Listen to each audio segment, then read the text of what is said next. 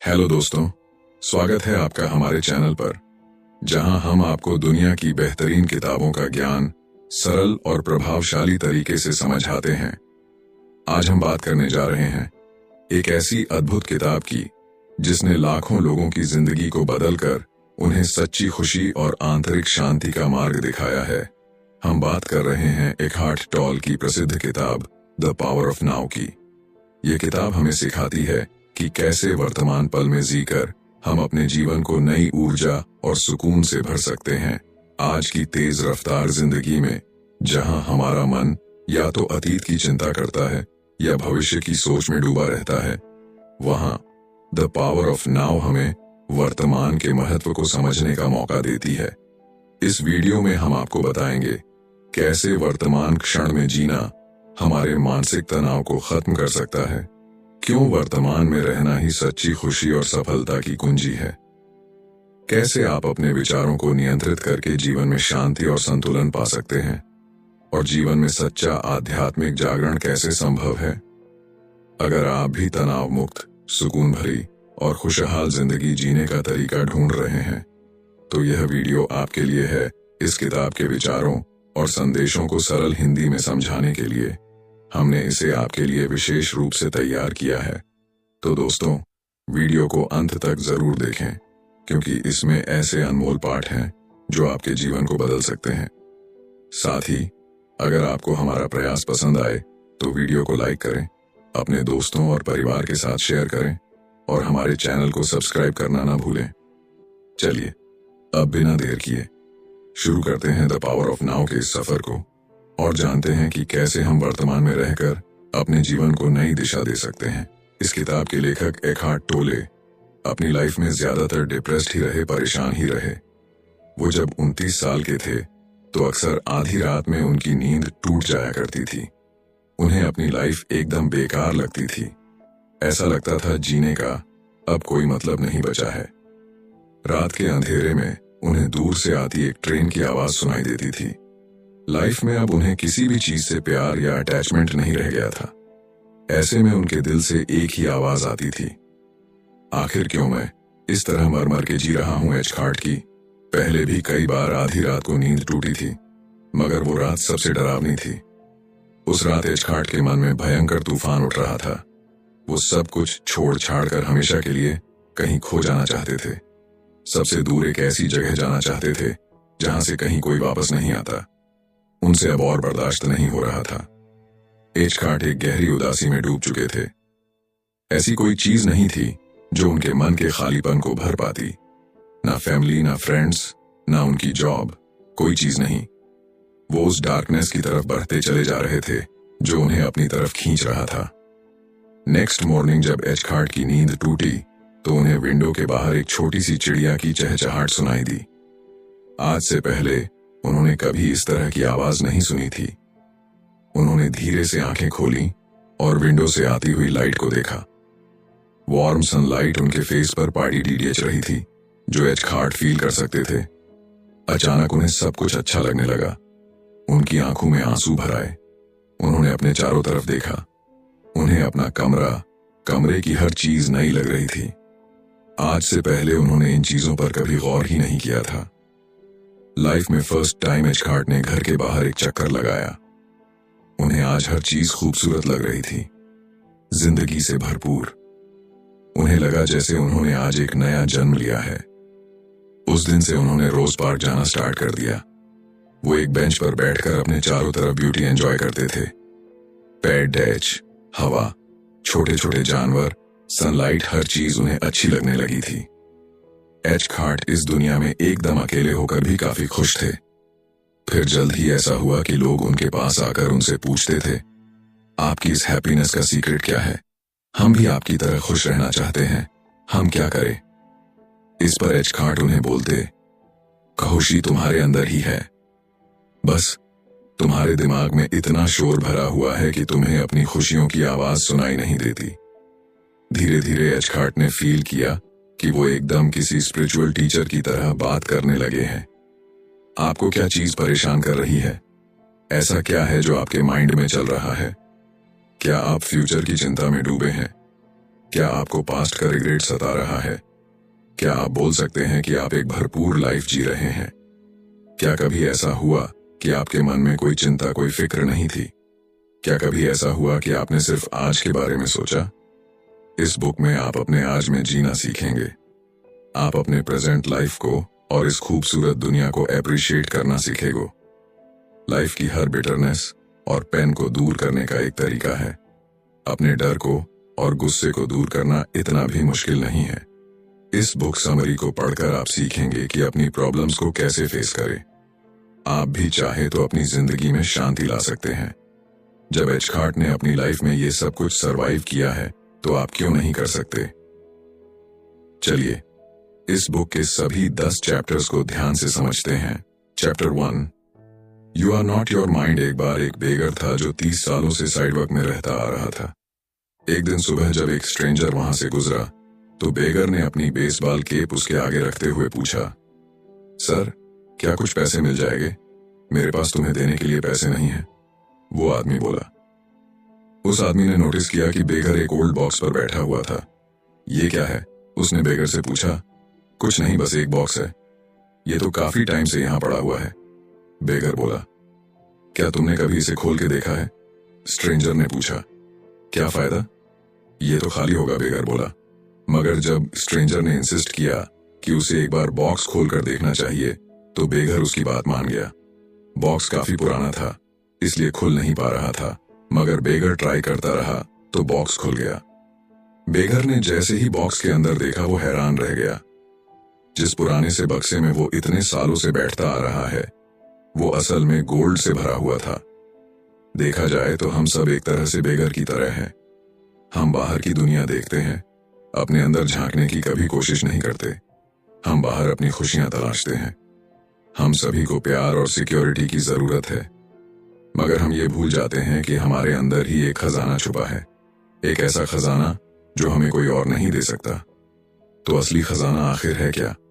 असली खजाना है अपने अंदर की शांति को महसूस करना, हम जैसे हैं वैसे खुद को एक्सेप्ट करना, अपने असली नेचर के साथ खुश रहना। पास्ट के रिग्रेट और फ्यूचर की चिंता से दूर अपने आज में खुश रहना है असली दौलत है। अगर हम अपने आज में खुश हैं, तो हम वाकई में खुश रहेंगे। एक बार जब ये खजाना आपको मिल जाएगा, तो फिर कभी आप बाहरी दुनिया की झूठी चमक दमक में नहीं पड़ी रहोगे। आप अपने में ही इतने मस्त रहोगे कि ये दुनिया आपको एकदम अलग नजर आने लगेगी। फिर ना बीते हुए कल का दुख होगा और ना ही आने वाले कल की चिंता रहेगी। असली सोना आपके अंदर ही है, बस एक बार अपने अंदर झांक के तो देखो। Chapter 2, consciousness, the way out of pain. उस बॉक्स को आप कैसे खोलेंगे जो आपके पास है? कैसे आप अपने अंदर छुपा गोल्ड बाहर निकालेंगे?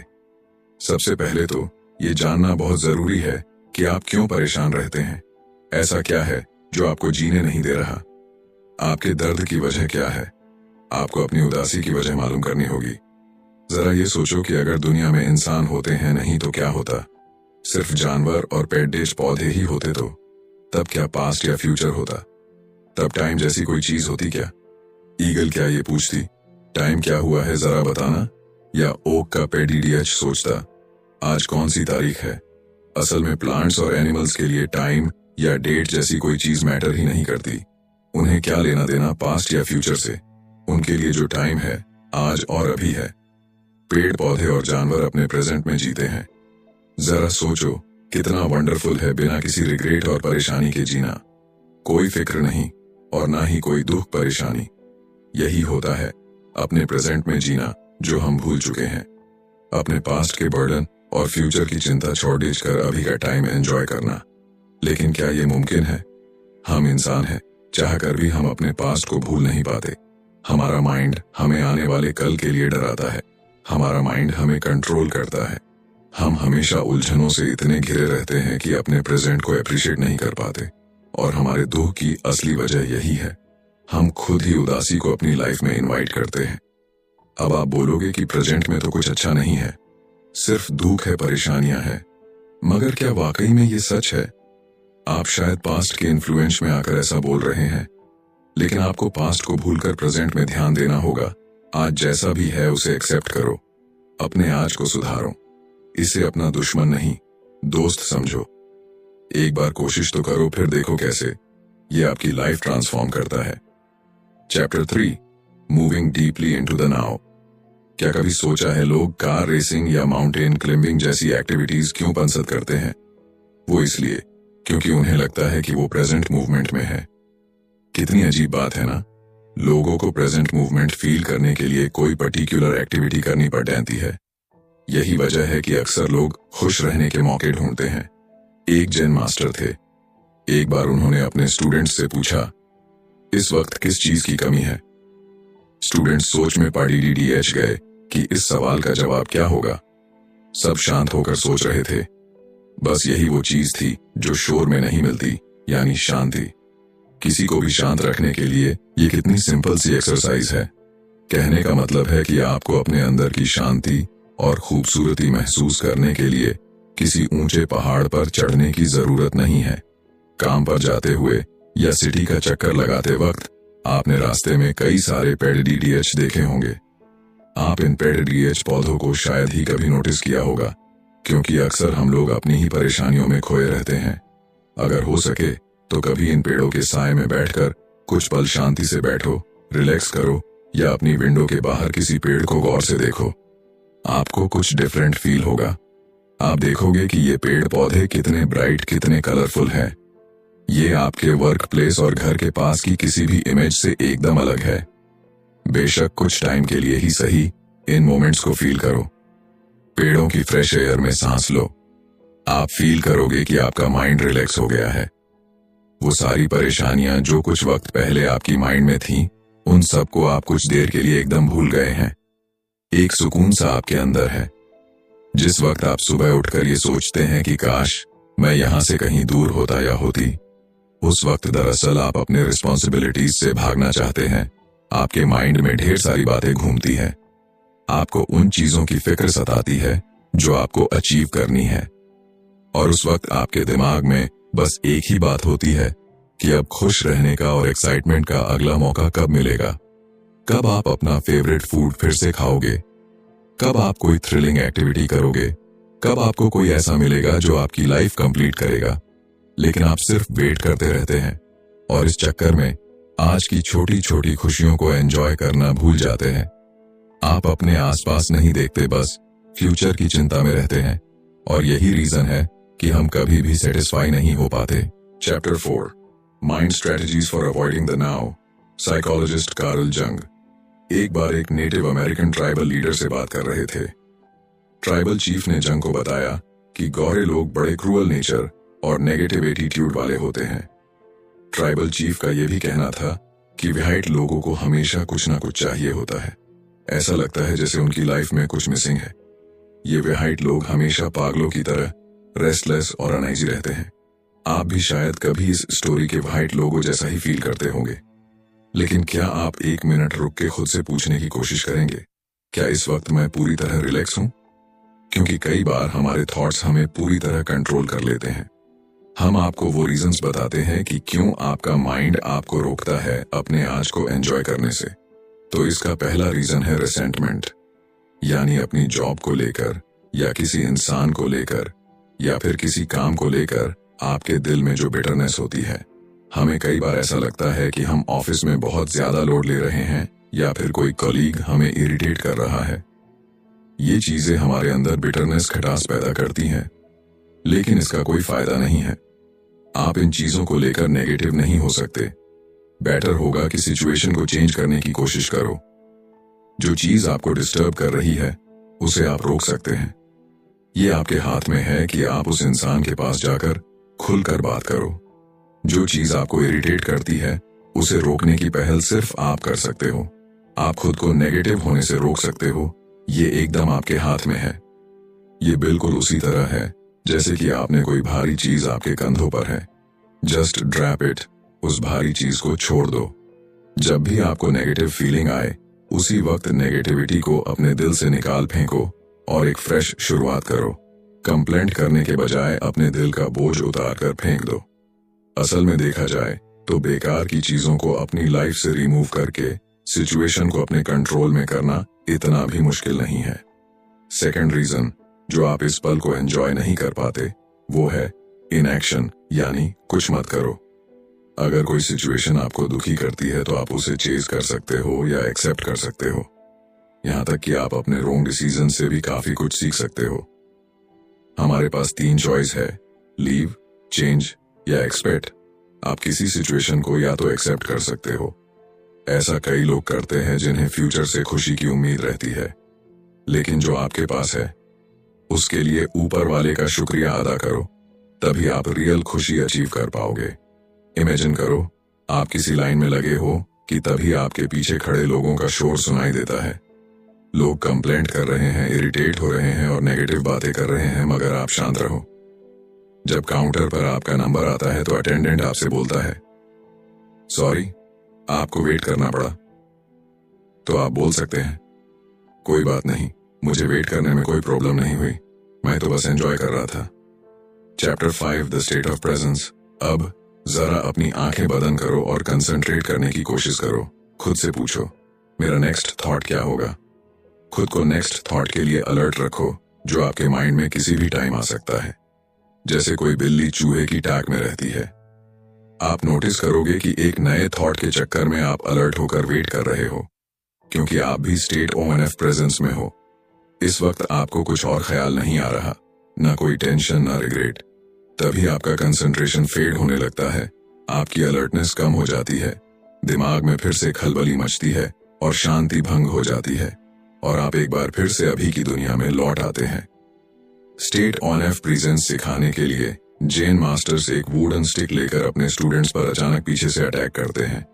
अगर कोई स्टूडेंट कंसंट्रेट नहीं कर रहा है या उसके माइंड में कुछ चल रहा है तो वो एकदम से रिएक्ट करेगा, मगर जो स्टूडेंट अलर्ट होगा उसे जेन मास्टर की प्रेजेंस का पता चल जाएगा। उसे फील हो जाएगा कि क्या होने वाला है, इसलिए वो ऑलरेडी रेडी रहेगा और किसी भी अटैक से खुद को बचा लेगा। अगर आप प्रेजेंट और अलर्ट नहीं रहोगे, अगर आप अपने कॉन्शियसनेस में डीपली नहीं जाओगे, तो आपके थॉट्स आपको ऐसे ही खींचते रहेंगे जैसे नदी में कोई लकड़ी बहती चली जाती है। डीपली रूटेड का मतलब है कि अपनी बॉडी और माइंड पर पूरी कंट्रोल, यानी अपनी सराउंडिंग को लेकर फुली अवेयर रहना। Chapter 6 the inner body. आप अपनी इनर बॉडी के साथ कैसे कनेक्ट करते हैं। एक बार फिर अपनी आंखें क्लोज करो और रिलैक्स हो जाओ। गहरी सांस लो। अपनी बॉडी को अपने मन की आंखों से देखो। हर सांस के साथ अपने सीने को उठता गिरता देखो। क्या आपको कुछ फील हुआ? क्या आपको लगा कि आप इस पल में जी रहे हैं? क्या आपको अपनी बॉडी की पावर फील हुई? क्या आपको एहसास हुआ कि आप अपने आप में एक स्ट्रॉन्ग एनर्जी का सोर्स हैं? एक बार करने के बाद आपको रियलाइज होगा कि आप कितना कुछ कर सकते हैं। आपकी इनर बॉडी फॉर्मलेस और लिमिटलेस है, मगर इसकी ताकत का अंदाजा आपको भी नहीं है। हर रिलीजन, चाहे ईस्ट का हो या वेस्ट का, हमें यही सिखाता है कि हमें फास्टिंग करनी चाहिए और जितना हो सके उतना बॉडी प्लेजर से दूर रहे। मतलब कि कुछ रिलीजियस प्रैक्टिस बॉडी की डिमांड के खिलाफ लड़ने की कोशिश करती है। कुछ रिलीजन्स में आउट ऑफ बॉडी एक्सपीरियंस की बात भी कही गई है, जहां हम अपनी बॉडी के फिजिकल फॉर्म से निकल सकते हैं। इस तरह की प्रैक्टिस हमें एनलाइटमेंट देगी, मगर लंबे टाइम के लिए नहीं, क्योंकि कभी ना कभी हमें वापस बॉडी में लौटना ही पड़ेगा। मगर रियल ट्रांसफॉर्मेशन बॉडी से दूर जाने में नहीं है, बल्कि इसे एक्सेप्ट करने में है। रिलीजियस प्रैक्टिसेस आपको बॉडी के बाहर एनलाइटमेंट की तलाश सिखाती है। आप खुद से बॉडी से बाहर ढूंढने निकल पड़ते हैं, लेकिन सच तो यह है कि अपनी इनर बॉडी के थ्रू ही हम ट्रुथ यानी सच को हासिल कर सकते हैं, और अपनी इनर बॉडी को जानना हमारे एजिंग प्रोसेस को स्लो करता है। बेशक आपकी आउटर बॉडी उम्र के साथ कमजोर पड़ती जाएगी। अगर आप 80 के भी हो जाओगे तो भी आपकी इनर बॉडी हमेशा यंग और लाइव रहेगी। आप और ज्यादा लाइट और full on off energy feel करोगे। अपनी इनर बॉडी को जानने से हमारा इम्यून सिस्टम भी स्ट्रांग रहता है, क्योंकि हमारी बॉडी के अंदर जो कुछ भी होता है उसे लेकर हम कॉन्शियस रहते हैं। आप किसी बैड हैबिट्स के शिकार नहीं होंगे और ना ही किसी के नेगेटिव इन्फ्लुएंस में आएंगे। गुस्से, डर या डिप्रेशन जैसी चीजों से भी आप खुद को इजीली बचा सकते हैं। Chapter 7 portals into the unmanifested. Unmanifested क्या है? इसे हम ची से लिंक कर सकते हैं, जो कि यूनिवर्सल लाइफ एनर्जी है। ची एक नदी की तरह है जो यूनिवर्स से हर एक लाइफ फॉर्म में बहती है और वापस यूनिवर्स में लौट जाती है। जब हम अपनी इनर बॉडी में डीप चले जाते हैं तो हम इसी एनर्जी सिस्टम के साथ मिल जाते हैं। ची नदी की तरह बहती है, जबकि अनमैनिफेस्टेड शांत रहता है। कभी जब आपको ड्रीमलेस नींद आती है, उस वक्त आप अनमैनिफेस्टेड ही फील कर रहे होते हो। ये एक शांत स्टेट है, मगर काफी एनर्जी से भरा हुआ है। अनमैनिफेस्टेड का मेन पोर्टल अभी का मोमेंट होता है। फिजिकल वर्ल्ड में हम टाइम के गुलाम होते हैं, मगर टाइमलेस होना ही प्योर ब्लिस है। यानी एक ऐसी स्टेज जहां सिर्फ शांति है, जहां आप हर बंधन से आजाद है और अनमैनिफेस्टेड को महसूस कर सकते हैं। आप नेचर के जितना पास रहेंगे, उतना ही स्ट्रांगली इसे एप्रिशिएट कर पाएंगे। सुबह उठकर सनराइज को देखो, किसी नदी के किनारे बैठकर उसे बहते हुए देखो, या रात में आसमान की तरफ देखो, या आग की सुनहरी लपटों को गौर से देखो। ये सब आपको कितना सुकून दे सकते हैं, आप सोच भी नहीं सकते। जब आप नेचर को देखते हो, उस वक्त आपका माइंड एकदम फ्री होता है। आपको वक्त का पता ही नहीं चलता। इस वक्त आप टाइम के गुलाम नहीं होते। आप सिर्फ उस वक्त में मौजूद रहते हैं और उसे इंटेंसली फील करते हैं। इसीलिए ये सीखना जरूरी है कि हम नेचर के सामने खुद को सरेंडर कर दें। हर उस चीज को अपने अंदर से निकाल फेंको जो आपको अभी इस वक्त को एंजॉय करने से रोक रही है। इस वक्त में खुद को सरेंडर करके देखो, आप खुद को और ज्यादा अलाइव महसूस करोगे। एक और एक्सरसाइज है जो आप कर सकते हैं। कुछ देर के लिए अपना cell phone switch on off कर दो। ध्यान रहे कि इस दौरान कोई आपको डिस्टर्ब ना करे। अपनी पीठ को स्ट्रेट करो और रिलैक्स पोजीशन में बैठ जाओ। गहरी सांस लो। अपनी इनर बॉडी को फील करो। कुछ सोचो मत, बस फील करो। अपनी एनर्जी, अपने ऑरा को फील करो। इस मोमेंट में खुद को सरेंडर करो। जब हम इतना डीप चले जाते हैं तो एक पॉइंट ऐसा भी आता है जब इनर और आउटर बॉडी का डिफरेंस खत्म हो जाता है। आप उस एनर्जी के साथ एक हो जाते हो जो इस पूरे यूनिवर्स में फ्लो कर रही है। Chapter 8, enlightened relationships. एक आदमी और एक औरत मिलते हैं और दोनों में प्यार हो जाता है। उस औरत से मिलने के बाद उस आदमी को एक कंप्लीटनेस का एहसास होता है। जब भी वो उससे मिलता है, उसे लगता था जैसे दुनिया में उन दोनों के अलावा और कोई नहीं है। उसे फील होता था जैसे दोनों एक हो गए हैं, और वो औरत भी उस आदमी के प्यार में पूरी तरह से डूबी हुई थी। उसे अपने स्पेशल होने का एहसास होता था।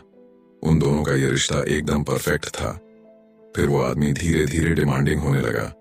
उस औरत के प्यार का नशा उस पर कुछ ऐसा चढ़ा कि वो उसे लेकर पजेसिव हो गया। उसे डर था कहीं वो उसे छोड़कर चली न जाए। वो औरत भी जेलस और पजेसिव फील करने लगी। वो उसे ब्लैकमेल करती थी, उस पर इल्जाम लगाती थी। रिलेशनशिप की शुरुआत में दोनों में बद्धा प्यार था, मगर थोड़े दिनों बाद ही उनके रिश्ते में दरार पड़ने लगी। अब उनके बीच लव हेट रिलेशन था। कभी दोनों एक दूसरे के बेहद करीब आ जाते और कभी एक दूसरे से नफरत करने लगते। वो दोनों कभी एक दूसरे को हर्ट करते तो कभी एक हो जाते थे, और इसी वजह से अब उनका रिश्ता प्लेजर से ज्यादा तकलीफ देने लगा था। उनके बीच खुशियों की जगह अब दर्द ने ले लिया, और एक दिन फाइनली दोनों के बीच ब्रेकअप हो गया। तो क्या कभी उनके बीच प्यार था भी या नहीं? यह सिर्फ एक अट्रैक्शन था। दोनों को एक दूसरे की सिर्फ एक एडिक्शन थी, जैसे अक्सर लोगों को किसी फूड, अल्कोहल या ड्रग्स की होती है। आप जब किसी को सिर्फ अपना पेन रिलीव करने के लिए, अपने अंदर के खालीपन को भरने के लिए चाहते हो, तो ऐसे रिश्तों का यही हाल होता है। और एक बार एक्साइटमेंट खत्म होने के बाद जो सैडनेस होती है, जो दुख होता है, उसकी कोई इंतहा नहीं है। मगर सवाल यह है कि एक एनलाइटेंड रिश्ता कैसे बनाया जाए। हम किसी के साथ कैसे हमेशा खुश रहे। इसका एक सिंपल आंसर यह है कि जिसे भी आप चाहे उसे पूरे दिल से एक्सेप्ट करो, उसकी कमियों और खूबियों के साथ। उसे चेंज करने की कोशिश मत करो, उसे वैसे ही अपनाओ जैसा उसका ट्रू नेचर है। जब आप किसी को बदलने की कोशिश करते हो तो वही सारे दर्द की वजह है। इसलिए एक्सपीरियंस हमें और ज्यादा प्यार और खुशी के साथ एक पीसफुल लाइफ जीने के लिए इंस्पायर करता है। मगर सच्चा प्यार आखिर होता कब है? अगर कोई अकेला है बिना किसी पार्टनर के, तो क्या उसे सच्चा प्यार नहीं मिलेगा? क्या प्यार किसी दूसरे से ही हो सकता है, खुद से नहीं? हम सबके अंदर सच्चा प्यार छुपा है, इसे बाहर ढूंढने की जरूरत नहीं है। ट्रू लव के मायने हैं अपने आज में जीना, अपने आप से और अपने आसपास की हर चीज को प्यार करना ही ट्रू लव है। और ये बात सच है क्योंकि सच्चा प्यार कभी छोड़कर नहीं जाता और ना ही नफरत में बदलता है। सच्चा प्यार हमेशा हमेशा के लिए जिंदा रहता है। Chapter 9, beyond happiness and unhappiness. There is peace एक ओल्ड मैन जो काफी बीमार था, अपने डेथ बेड पर पड्ढा मौत का इंतजार कर रहा था। हालांकि उसकी हालत काफी सीरियस थी, फिर भी उसने किसी रेडिकल ट्रीटमेंट या ऑपरेशन के लिए मना कर दिया था। उस आदमी का एक लॉन्ग प्रोडक्टिव करियर रहा था। उसने अपनी लाइफ में काफी सारे लोगों की हेल्प की थी और काफी कुछ अचीव किया था। उसके लास्ट टाइम में उसके रिलेटिव्स और करीबी लोग उसके पास आकर रोने लगे, मगर वो एकदम शांत था। उस वक्त उसे कितना पेन हो रहा था, ये सिर्फ वो ही समझ सकता था। उसने बड़ी शांति से उन लोगों की तरफ देखा जो उसे मिलने आए थे। फिर धीरे से उसने आखिर बार अपनी आंखें बंद की और हेमशाह के लिए एक गहरी नींद में सो गया। इस स्टोरी से क्या लगता है? क्या मौत हमेशा ही दर्दनाक होती है? क्या हमें मौत से डरना चाहिए? आप कैसे कह सकते हैं कि कोई चीज वाकई में पॉजिटिव है या नेगेटिव? ऐसे बहुत से लोग हैं जो अपनी मिस्टेक्स, डिसेबिलिटीज एंड लॉस के लिए ग्रेटफुल हैं। जानते हैं क्यों? क्योंकि इन लोगों का मानना है कि नेगेटिव सिचुएशन उनकी सबसे बड़ी टीचर है। अपने कॉन्शियसनेस के साथ उन्होंने लाइफ की नेगेटिव सिचुएशंस को पॉजिटिव में बदला। जब आप अपने प्रेजेंट में रहते हो तो पॉजिटिव या नेगेटिव कुछ नहीं होता। तब आप चीजों को एज इट इज एक्सेप्ट करते हो। तब आप बैड सिचुएशंस को ये बोलकर इग्नोर नहीं कर सकते कि हर चीज परफेक्ट है, क्योंकि आप चीजों को होने दे रहे हो। जैसे कि उस ओल्ड मैन ने एक्सेप्ट कर लिया था अपनी डेथ को और वो पीसफुली इस दुनिया से चला गया। उसे कोई डर या रिग्रेट नहीं था। मरते वक्त उसके फेस पर शांति थी। Chapter 10, the meaning of surrender. Surrender का मतलब है जो अभी हो रहा है उसे किसी डर, गुस्से या बिटरनेस के बिना एक्सेप्ट करो। यानी लाइफ जैसे अभी है वैसे एक्सेप्ट करना सीखो। जब कुछ गलत होने लगे तो आपको सरेंडर करना सीखना होगा। उस वक्त जो सिचुएशन होगी उसका सॉल्यूशन आप नेगेटिव हुए बगैर निकाल सकते हो। जैसे कि मान लो आप कीच DH में फंस गए। अब यहाँ सरेंडर करने का ये मतलब नहीं कि आप कीच DH में ही फंसे रहो, बल्कि ये मतलब है कि आप इस सिचुएशन को इग्नोर मत करो। आपको एक्सेप्ट करना होगा कि आप कीच DH में धंस गए हो और अब आपको बाहर निकलना है। ये रियलिटी है, मगर इसके लिए किसी और को ब्लेम करना या गुस्सा करना गलत बात होगी, क्योंकि ऐसा करके आपको कुछ फायदा नहीं होने वाला। अब जरा ये सोचो कि आप नाइट में वॉक के लिए निकले हो। बाहर काफी कोहरा है जिसकी वजह से आपको क्लियर नहीं दिख रहा, लेकिन आपके पास एक पावरफुल फ्लैशलाइट है जिसकी हेल्प से आप आगे बढ़ते जा रहे हैं। ठीक यही सिचुएशन आपकी लाइफ में भी है। ये घना कोहरा हमारी लाइफ की डिफिकल्ट सिचुएशंस होती है, मगर जो हमारे हाथ में फ्लैशलाइट है वो हमारा कॉन्शियसनेस है, जिससे हम अपना रास्ता बनाते हुए आगे बढ़ते हैं। इस पावरफुल लाइट के साथ चलना कितना आसान हो जाता है। ये आपको चलने में हेल्प करती है और आप अपनी नाइट वॉक एंजॉय कर पाते हो। जब हम अपने सिचुएशंस के साथ सरेंडर करने से इनकार कर देते हैं तो ये दुनिया हमें नेगेटिव लगने लगती है। आपको हर टाइम यही डर रहता है कि अब आगे क्या होगा। क्या होगा अगर कोई डिजास्टर हुआ तो, अगर कोई बड़ी मुसीबत आई तो। आप हर किसी पर शक करने लगते हैं। आपको खुद पे भी यकीन नहीं रहता और इसका इफेक्ट आपकी फिजिकल बॉडी पे भी DDHता है। आपकी बॉडी वीक हो जाती है। आपको लगता है जैसे आप बीमार हैं। जब भी आपको लगे कि आप इस तरह कोहरे में खो रहे हैं तो याद रखो, एक पावरफुल फ्लैशलाइट आपके अंदर ही मौजूद है। आप शायद ये बोलो कि लाइफ में इतनी चीजें होती हैं, लेकिन हम कहेंगे कि सिर्फ उसी पर फोकस करो जो अभी इस वक्त आपके सामने है। यानी अपने आज पर फोकस करो, उसे हर हाल में सरेंडर करो और एक्सेप्ट करो और फिर उस पर एक्शन लो। सरेंडर का अपोजिट होता है रेजिस्टेंस, यानी ब्लेमिंग, रिग्रेट्स और फियरफुलनेस। और ये सारी फीलिंग्स आपको और भी नेगेटिव बना देती है। इससे बेटर है कि आप इन पर कंट्रोल करो। नेगेटिव इमोशंस को अपने पास भी मत आने दो। पूरी तरह कॉन्शियस होने पर ही आप कोई बेस्ट सॉल्यूशन सोच पाओगे। इस मोमेंट में शायद आप भी प्रॉब्लम्स की कीचड़ में फंसे होने की वजह से अपने पेरेंट्स, इस सोसाइटी को और अपने हालात को ब्लेम कर रहे होंगे। आप अपने उन सारे गलत डिसीजंस के बारे में सोच रहे होंगे जो आपने लाइफ में लिए। आप सोच रहे होंगे यही आपकी लाइफ है, अब आपका कुछ नहीं हो सकता, आपकी प्रॉब्लम्स कभी दूर नहीं हो सकती। लेकिन एक मिनट रुको, पहले एक डीप ब्रीथ लो। आपको सरेंडर करने की जरूरत है। खुद को बोलो कि मैं कीचड़ DH में फंसा हूं, मगर मैं इससे जरूर बाहर निकलूंगा और मैं गिव अप नहीं करूंगा। फिर आप अपने पैर हिलाते हैं और सीधे खड़े होने की कोशिश करते हैं। बस फिर क्या आप कीचड़ DH से बाहर निकल आते हैं? बस इतना ही तो करना था, इसलिए अपने आज में ही जीने की कोशिश करो और हमेशा खुश रहो। आज की इस वीडियो में हमने एक बहुत ही महत्वपूर्ण किताब द पावर ऑफ नाउ के प्रमुख विचारों को समझा। ये किताब हमें सिखाती है कि कैसे वर्तमान क्षण में जीकर हम अपने जीवन को पूरी तरह बदल सकते हैं। भविष्य की चिंताओं और भूतकाल की गलतियों में उलझने के बजाय अभी पर ध्यान केंद्रित करना ही सच्ची शांति और आनंद का स्रोत है। अगर आपको यह किताब का सार पसंद आया हो और आप इसे अपने जीवन में लागू करने की कोशिश करेंगे तो कमेंट सेक्शन में जरूर बताएं। चैनल को सब्सक्राइब करें और बेल आइकन दबाएं ताकि आप आने वाले और भी प्रेरणादायक बुक समरी वीडियो मिस न करें। इस वीडियो को लाइक और शेयर करके दूसरों को भी यह मूल्यवान संदेश पहुंचाएं। अगले वीडियो में फिर मिलेंगे।